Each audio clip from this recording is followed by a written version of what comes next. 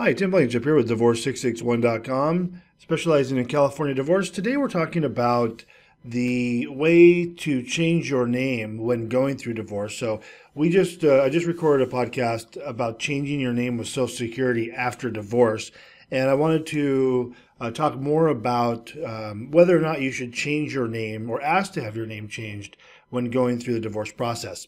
So when you file for divorce, or you're going through the divorce process, one of the choices you'll be able to make is to go back to your former name. And it's an easy process. It's just a matter of checking a box and indicating what your former name was.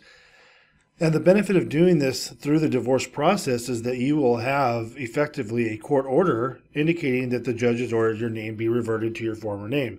Now, the benefit of that is, number one, you can take that court order to, say, the Social Security office, DMV, etc., and it'll suffice as evidence of an order to change your name to your former name.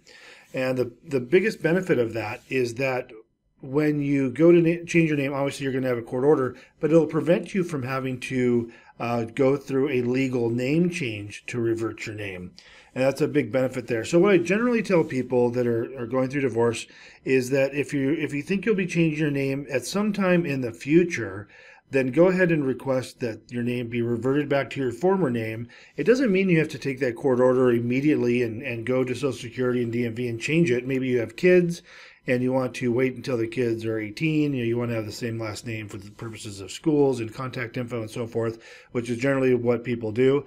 But if you want to have that opportunity to change your name, say 5, 10 years down the road, at least you have a court order that says you can do so. Again, doesn't mean you have to go do it, but 5, 10 years later when the kids are grown, if you want to go back to your former name, you'll have an existing court order and you won't have to go through another legal process of a name change, which can be, expensive, and there's court fees, and then just having to deal with the courts again. So I just wanted to talk to you a little bit more about that. If you're thinking of changing your name, you might as well go ahead and do it on the court order for divorce, and that way when you want to change it down the road, you simply have that court order in your back pocket and you can take it down to the necessary agencies to do that name change. Tim Blankenship, specializing in California divorce. Divorce661.com, or give us a call at 661-281-0266.